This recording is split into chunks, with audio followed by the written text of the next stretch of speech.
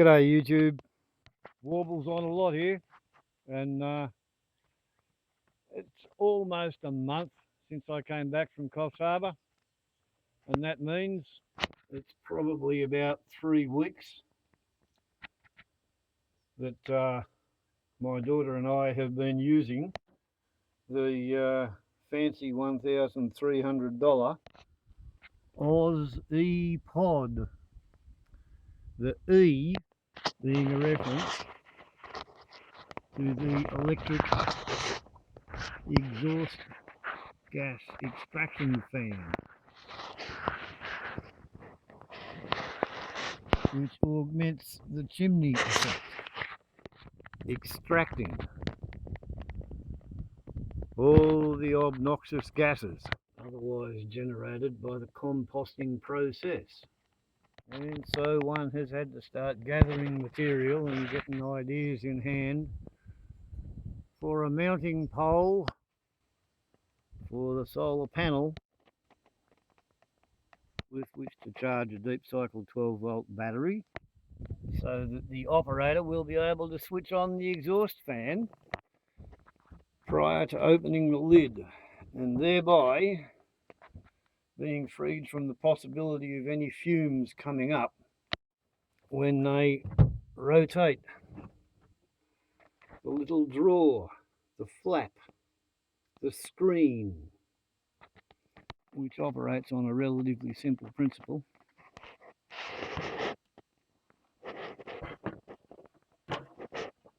Covered up, uncovered. And that there is where the air is supposed to be extracted from on top of the compost, which doesn't appear to have done a huge amount of composting in the 3 weeks that it's been accumulating, and it's now getting to the point where I reckon it probably should be swapped out for the spare. That drain holes, which lives under there, ready to go in and replace the full receptacle, which is replete with 4 packs of Green Lou composting starter and the destruction manual.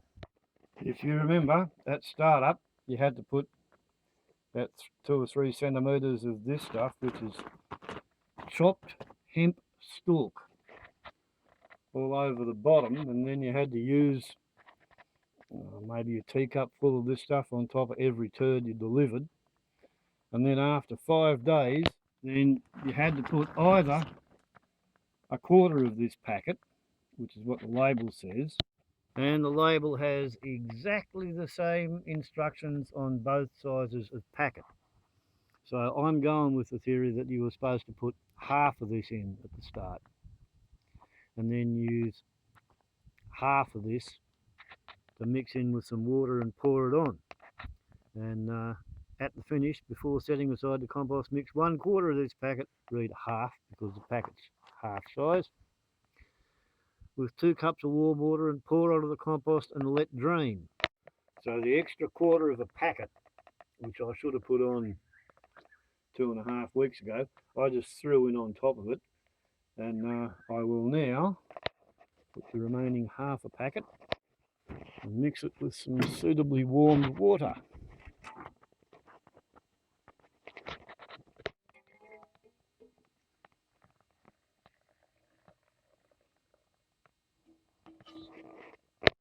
And as the instructions stipulate, pour that wet porridge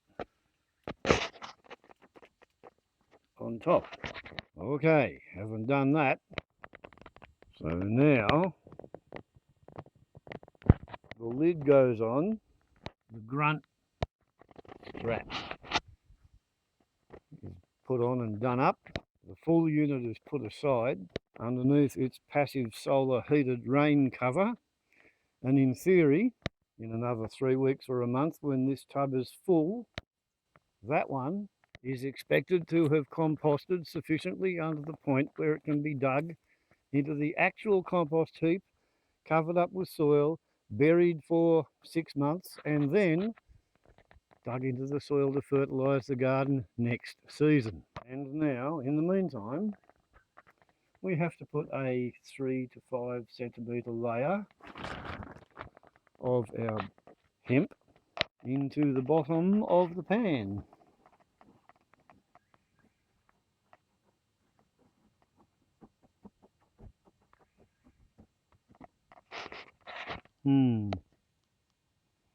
Does not appear to me to be nearly enough. In theory, the mysteries of the internet were going to provide us with more bags of hemp, but that has not actually occurred. Happily, we've got 4 bags of this green loo starter compound, but because the job needs to be done, and yesterday was shopping day, therefore I went to the local produce store and I purchased $14 worth of the closest approximation to chopped hemp mat. And what I come home with is sugarcane mulch, enough to cover 20 square metres. And sugarcane mulch, it looks like this.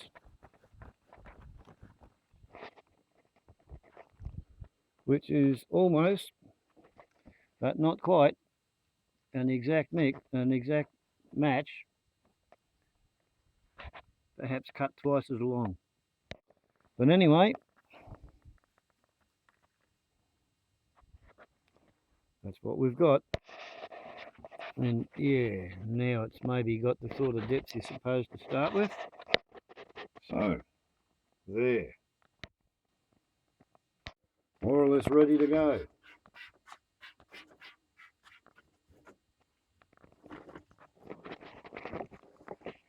Green loo liquid enzyme cleaner. And that's something that becomes pertinent, because in order to have your little screen door functional, you have to actually shoot through that tiny little hole at the bottom of the funnel. And what that means is, unless you sit at the correct angle, your turd is going to paint a stripe down the back. And if somebody's doing their business in the dark because, you know, they've got to work shift work, if they don't notice that, you can't really blame them because they can't see in the dark. And that means that the next person to come along has to clean the toilet. And it's a white toilet, so you can't get away with not cleaning the toilet. Isn't that fun? So, to recap, you have to buy this stuff, whereas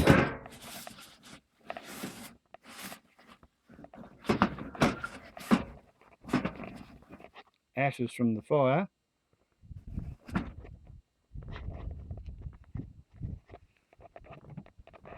on top of turds that are sitting on a sawdust bed serves all the same purposes and more, because the ashes are a base and the urine and the nitrates in the turds are an acid.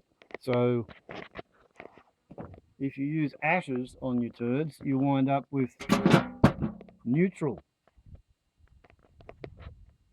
material ready to dry compost.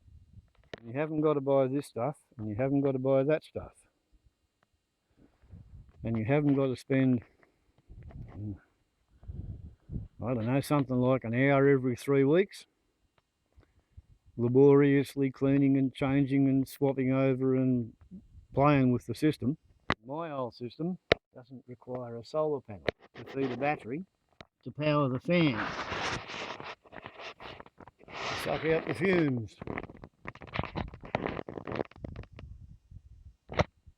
When the chimney effect is not quite sufficiently powerful to extract the stink of rotting shit from out of the shiny white bright toilet.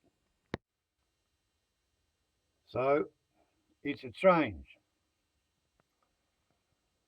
Progress? Well, yeah, I don't know.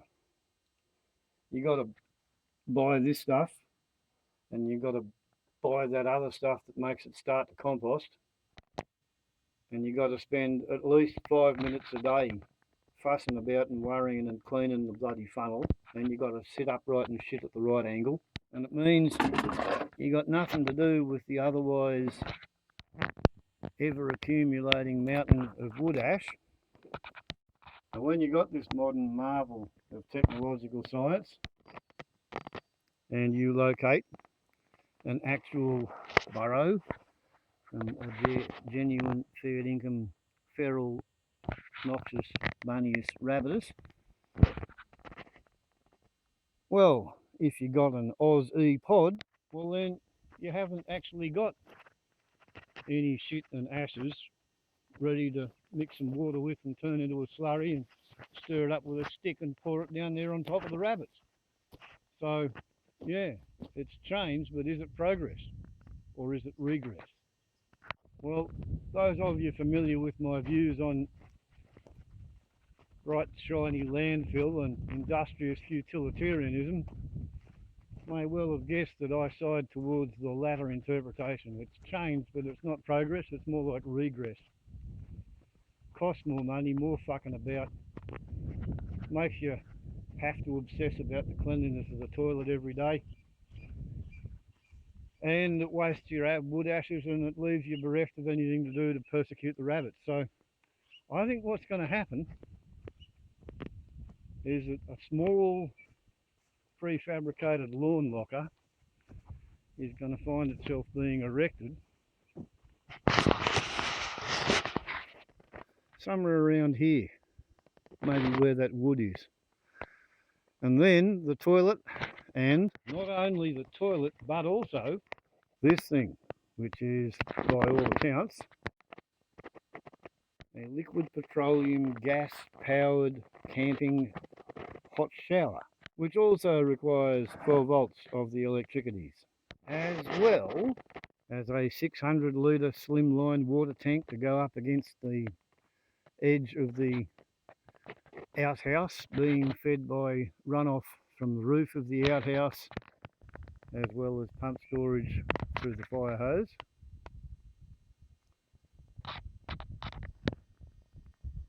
And you know what? I reckon it's going to be a race between how fast I can buy some plywood and hand build a new seat for the toilet so that my old toilet is ready to replace my daughter's new toilet, and how fast she can get a little lawn locker erected to serve as her outhouse, which will have a shower bath and a toilet. After all, it's not as if I'm not in a position to contribute a shower bath. And no doubt she can run her system with her existing 100-watt solar system, or we can add more panels and more batteries, and she can have the shiny, bright new white plastic system that she really wants to have, and I will go back to my high efficiency, low cost, extremely rustic hillbilly solution. And that is the update at the 1 month mark. Warbles on a lot to YouTube. Ciao.